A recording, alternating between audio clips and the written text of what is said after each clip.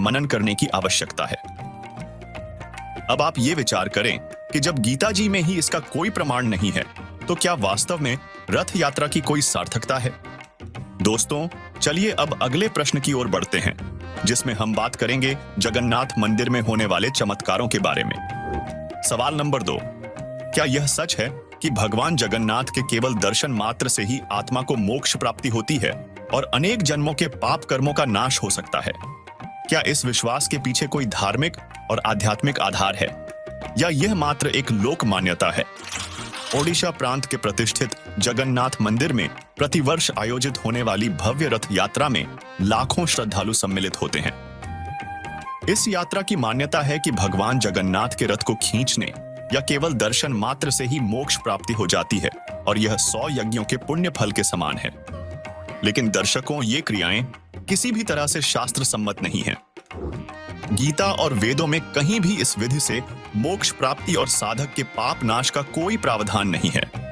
दर्शकों, मोक्ष केवल दर्शन से नहीं, बल्कि पूर्ण गुरु से दीक्षा लेकर मर्यादा में रहकर सतभक्ति करने से ही प्राप्त हो सकता है। जैसे भगवान शिव और माता पार्वती जी सदा साथ रहते थे। पार्वती जी ने शिव जी के दर्शन तो बहुत किए, लेकिन जब तक उन्होंने भगवान शिव को गुरु बनाकर मोक्ष मंत्र प्राप्त नहीं किया, तब तक उनका जन्म मरण होता रहा। जब पार्वती जी का 108वां जन्म हुआ और उन्होंने शिव जी द्वारा बताए गए मंत्र का जाप किया, तब उनका उतना कल्याण हो पाया जितना भगवान शिव जी की उम्र है। अब जरा सोचिए, पार्वती जी तो साक्षात भगवान शिव जी के दर्शन करती थीं, फिर भी उनका कल्याण दर्शन मात्र से नहीं हुआ। जब उनका कल्याण दर्शन से नहीं हो पाया, तो आपका कल्याण केवल मूर्ति के दर्शन से कैसे होगा?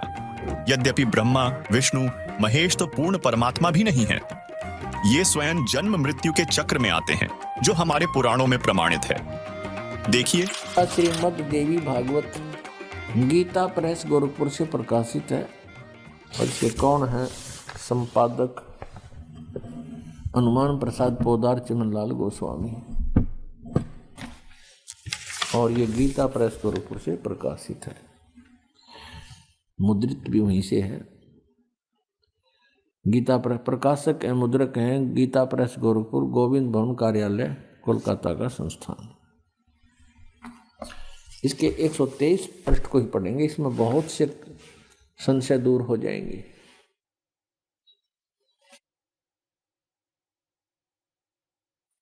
तीसरा स्कंद श्रीमद् देवी भागवत आप पढ़ रहे हैं, 123 पृष्ठ पे देखिएगा। तुम भगवान विष्णु जी अपनी माता दुर्गा के विषय में कह रहे हैं स्तुति करते हुए, तुम शुद्ध स्वरूपा हो, यह सारा संसार तुम इसे उद्भासित हो रहा है। मैं ब्रह्मा और शंकर हम सभी तुम्हारी कृपा से विद्यमान हैं।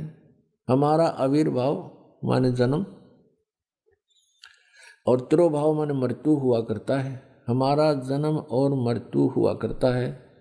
केवल तुम ही नित्य हो, जगत जननी हो, प्रकृति और सनातनी देवी हो। फिर यहाँ कहा है, ये स्पष्ट लिखा है, आविर्भाव माने जन्म। भगवान विष्णु जी स्वीकार कर रहे हैं कि मैं ब्रह्मा और शंकर हम सभी का जन्म और मृत्यु हुआ करता है।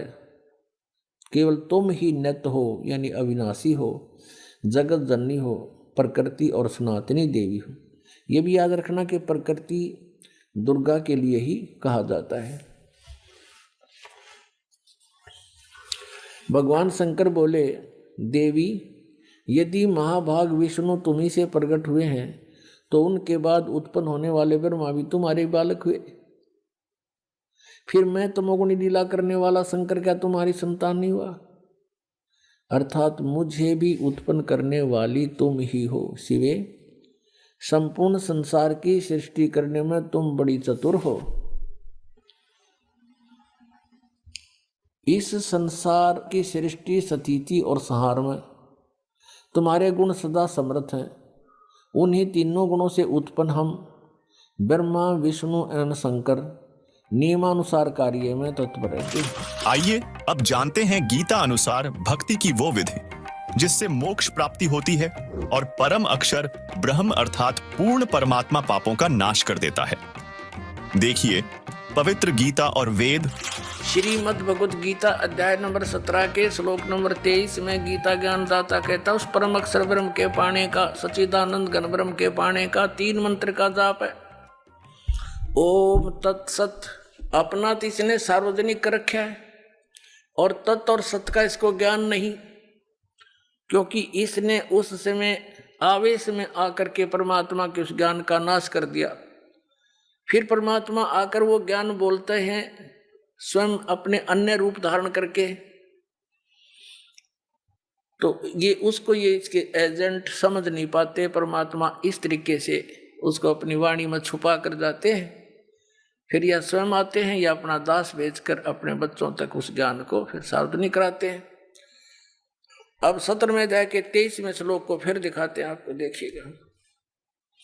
ये श्रीमद् भगवत गीता 17वें अध्याय का 23वां श्लोक दिखाते हैं, अध्याय नंबर 17 का ये 23 नंबर मंत्र है। ओम तत्सति ओम तत्सत इति निर्देश ब्रह्मण त्रिविध समृत ब्राह्मणा तेन वेदा च यज्ञा च विहिता पुरा। ओम ओम तत् तत् सत सत। ओम तो सीधा है, तत् और सत ये गुप्त है, सांकेतिक है। ऐसे यह 3 प्रकार का सच्चिदानंद घन ब्रह्म का नाम का है, वो परम अक्षर ब्रह्म का नाम कहा है। अब प्रसंग चल रहा है, हम वहीं आते हैं। जिनकी आप पूजा करते हो, हम भिखारी बने फिरे थे, सत साधना ना करके, सतपुरुष की पूजा ना करके हम इन भगवानों के आगे हाथ फैलाए फिरते थे, और ये कुछ दे नहीं सकते, ये अपना दुख दूर नहीं कर सकते, अपना पाप नाश नहीं कर सकते। तो जब तक हम उस पूर्ण परमात्मा, जैसे यजुर्वेद अध्याय नंबर 5 के मंत्र नंबर 32 में लिखा है, कबीर अंगारी असी बम्बारी असी सवर ज्योति रित धामा असी। कबीर परमात्मा जो कबीर साहब जो है वो पाप नाशक है, पापों का शत्रु, अरि माने शत्रु, बम्बारी बम्ब माने बंधन, अरि माने शत्रु, बंधनों का नाश करने वाला, बंदी छोड़, यानी हम कर्म बंधनों से यहाँ कैद हैं काल के जाल में, और इस बंधनों को कोई काट दे वो बंदी छोड़, कर्म काट दे वो बंदी छोड़, बंध से छुड़ाने वाला। तो कबीर अंगारी असी बम्बारी असी, बंधनों का शत्रु है। आपको थोड़ा सा हिंट दिखाते हैं। अब कबीर परमेश्वर जी ने कहा था कि वेद मेरा भेद है, मैं ना वेदन के माही, और जौन वेद से मैं मिलूं वो वेद जानते नहीं, कि वेद मेरी महिमा गाते चारों के चारों। लेकिन इन वेदों में मुझे पाने की वे ऑफ वर्शिप नहीं है, पूजा की विधि नहीं है। ये देखिएगा, यजुर्वेद प्रकाशक हैं सार्वदेशिक आर्य प्रतिनिधि सभा 2/5 महर्षि दानंद भवन, रामलीला मैदान, नई दिल्ली से। ये यहाँ से छपा है। मुद्रक है Prince offset printers 1510 Pataudi house, Daryaganj, नई दिल्ली से। इस 5वें अध्याय का 32वां श्लोक आपको दिखाते हैं। ये है 5वां अध्याय 5वां, और ये यजुर्वेद ये 32वां अध्याय श्लोक है, मंत्र है। यहाँ लिख रखा उसी गसी कबीर अंगारी असी। अब हम इसको कबीर बोलते हैं, बै कबीर, ये वह है, हम बै बोला करें। जैसे किसी का नाम वेद प्रकाश होता, हम कहेंगे आ वेद प्रकाश आजा। जैसे कोई धर्मवीर है तो धर्मवीर बोला करें हम, ये हमारा अपना लोकल लैंग्वेज है। तो हम इसको कबीर को कबीर बोलते हैं। अंगारी माने पापों का शत्रु, बम्बारी माने बंधनों का शत्रु, इन्हीं का। फिर है सवर ज्योति रित धामा असी। ये देखो, हे जगदीश्वर, जिस कारण आप कांतिमान हैं। अंगारी माने छोटे चलन के जीवों, छोटे